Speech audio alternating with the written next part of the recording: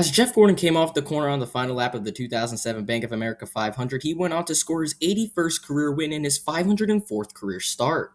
Typically, when athletes play for a certain amount of years, at some point their body starts to deteriorate and their performance gets worse because that's how the body naturally degresses with age. However, Jeff Gordon was looking for the drive for five as he was able to score a sixth win on the 2007 season, his 15th full time in the series. This win put him 68 points ahead of Jimmy Johnson with just 5 races remaining in the season, and he was looking to finally complete the drive for 5. However, Johnson would end up scoring 4 straight wins across the next 4 races to take the points lead and ultimately the championship. And even though Gordon ended out the season with 5 straight top 10 finishes, it wasn't enough as he finished 77 points behind Johnson to finish second in the series points. Gordon was completely defying the odds by not aging at all, as he had just completed the most consistent season arguably of NASCAR's modern era, scoring 6 wins, 21 top 5s, 30 top 10s, 7 poles, 1,300 laps led, and an average finish of 7.3 in the 2007 season. Again, his 15th season full-time in the league at age 35. Gordon had already established himself as one of NASCAR's best drivers in the history of the sport, and even though he barely lost the 2007 Series championship, which is argued by many to not be as legitimate because he deserved the championship, he looked to go into 2008 for revenge. With Gordon entering year 16 full-time at the NASCAR Cup Series level, he looked to continue to defy the odds of not aging in NASCAR and in sports. Gordon had high expectations in 2008 following his stellar '07 season, and with the COT full-time, he was already comfortable with it. He had already won races with it the previous year when it was getting split with the Gen 4 across the season, and even though Daytona had a suspension failure with under 20 laps to go that saw him finish in 39th, California would go on to actually be the end of an era, but nobody knew it at the time. He qualified in second and ran up front all day, leading 68 laps across the 250-lap event, spread out across the event. He would eventually finish in third behind Carl Edwards and Jimmy Johnson, and this would go on to be the last race we actually saw prime Jeff Gordon. A lot of people say the Charlotte win the previous year was the end of the era because that was the last win really in his prime, if you think. But this was the last race of the era entirely. Why do I say that, though? It's March 2nd, 2008, and Carl Edwards is looking to get his second straight win on the season, while all his teammates are doing really well, minus McMurray. Gordon is battling with Kenseth for the third position, while Dale Jr. is running in second as they close in to 10 laps remaining. However, Kurt Busch blows a tire and crashes into the turn 4 wall, causing a caution with under 10 laps to go. The caution takes a little longer than usual because Busch has fluid leaking out of his car onto the front stretch, and the cars are going around slowly as the yellow flag continues to click off laps. As they finally say that the green flag will come out with 5 laps remaining, Gordon finally has a shot, closed right back in, right behind the 99, Dale Jr.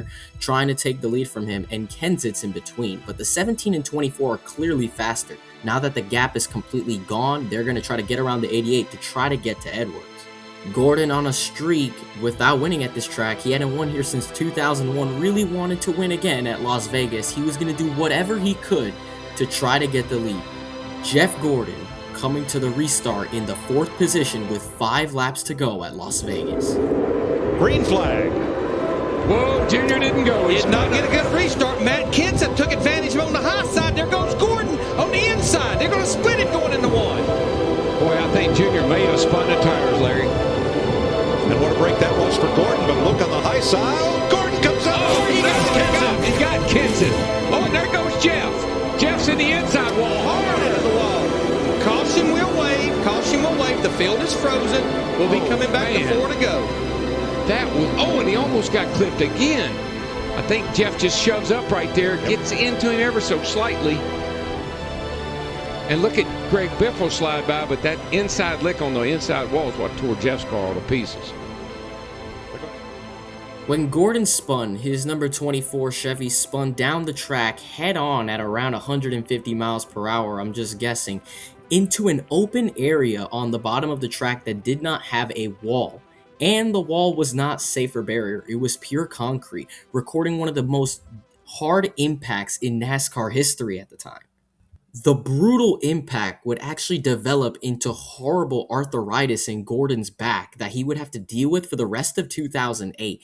And the pain was so immeasurable, he was calling Bruton Smith to put safer barriers on the bottom of the track. And he credited the Hans device for helping him stay alive in that wreck. He thought he would have passed had the Hans device not been on around his neck because of the impact.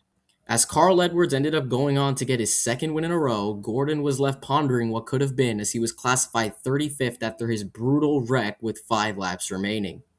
At first, the wreck didn't look like it was going to hinder him because at Atlanta, the next race, he got the pole. But slowly but surely, we saw that this was a different Jeff Gordon. He wasn't leading as many laps as he was before.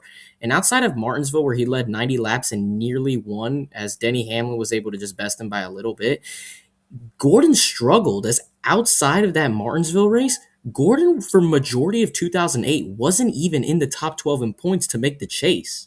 Across the first quarter, he was only inside the top 12 in points one time, and that was after Martinsville. But after a good finish at Richmond that saw him finish in the top 10 after a poor start, he jumped inside the top 15 in points in 13th, and then jumped inside the top 10 after a third place finish at Darlington. And he got 2 more top 5s in a row. It looked like he was gaining some ground, but again, he just wasn't leading any laps, which was followed by a 4-race streak after Dover of getting 0 laps led and finishes of 18th or better. But he was only able to jump up to 6th in points in this stretch, and it just was clear that through the first half of the season, he had only led basically under 300 laps, well behind the previous year where he was just dominating the heck out of everybody. As the first half of 2008 concluded, Jimmy Johnson and Dale Earnhardt Jr. were destroying their teammate and taking all the headlines, while Gordon was running strong enough and was only beating the other car and Casey Mears on the team. Gordon would limp into the chase because Watkins Glen to Richmond saw a litany of random finishes. 29th at Watkins Glen and crash at Michigan. Bristol, he finished in 5th, 15th at Fontana, and in 8th at Richmond.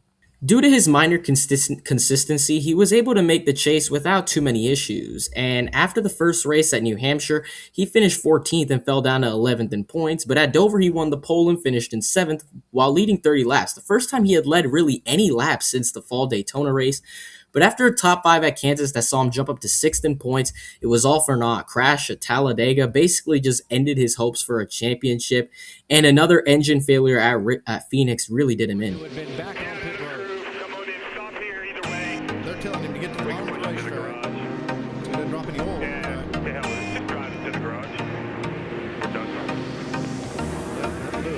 They've been working on that in the last caution. They run the hood a couple of different times. They were trying to see if it might be a plug wire or something. They did change the plug wire, but it was definitely internal. He'll head to the garage area. This would be his 6th DNF, or did not finish in 2008. Gordon's 2008 season would be a complete polar opposite of 2007. What a drop-off this was. In 2007, remember that insane stat line he had? In 2008, he had 0 wins for the first time since his rookie year that he went winless. 13 top 5s and 19 top 10s seems pretty solid, along with 4 poles.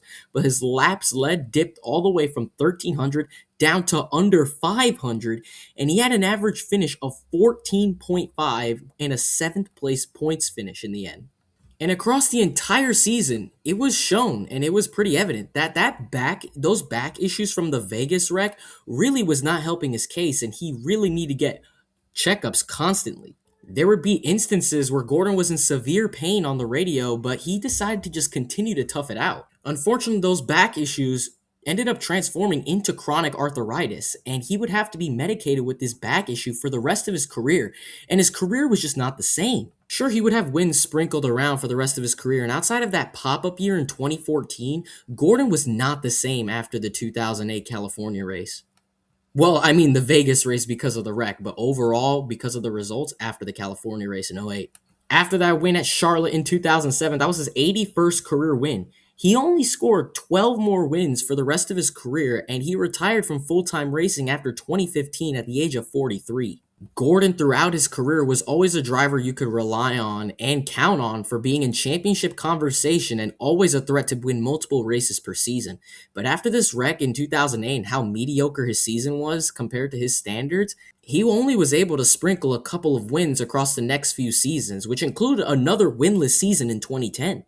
And eventually, by 2015, Gordon literally said on an interview that his body literally couldn't take it anymore. Why did you decide that 2015 would be your last year? Yeah, so I started having some back issues, some lower back pain and spasms and pain in the car, probably around, it probably even goes back to 2005 or 6, but it really started getting bad around 2010. I started working on it, physical therapy and different things. And I went to Rick Hendrick and I said, Rick, I don't know how much longer I'm going to be able to do this. My body is just not doing well. I'm in a lot of pain throughout the race and every time I get out of the car. He couldn't take the hits and the physical endurance of running hundreds of miles every single week. And his back problems and chronic arthritis from the Vegas wreck in 2008 did not help his case at all. So at least he was able to go out with a bang in 2015 in the championship 4 in the final race, chasing a championship. He never was able to get that 5th championship he was trying to drive for. But that wreck from Vegas all the way back in 2008 basically changed Jeff Gordon's trajectory of his career for the rest of it. His wins lowered, his DNF counter went higher, his consistency lowered, his top 5s and top 10s went below what they used to be. And of course, his health deteriorated. All this stemmed from probably the most insane 1-year transition in a driver's career in NASCAR. Going from having 30 top 10s in 36 races in 2007 to having 0 wins, his average finish basically going up by double, and having at over 10 less top 10s and under 500 laps led compared to over 1,000 the previous year. Sometimes age catches up with you when you're an athlete and you slowly fade into irrelevance. But in the case of Jeff Gordon, he didn't really have that gradual age decline. He was still amazing in his final few years, but he was never the same after that Vegas wreck and how fate had dealt him such a cruel hand with that vicious hit into that concrete barrier on the Nellis backstretch. Everything can change in just the blink of an eye, guys. I hope you guys like this video. Please like, please subscribe, and I'll see you in the next one.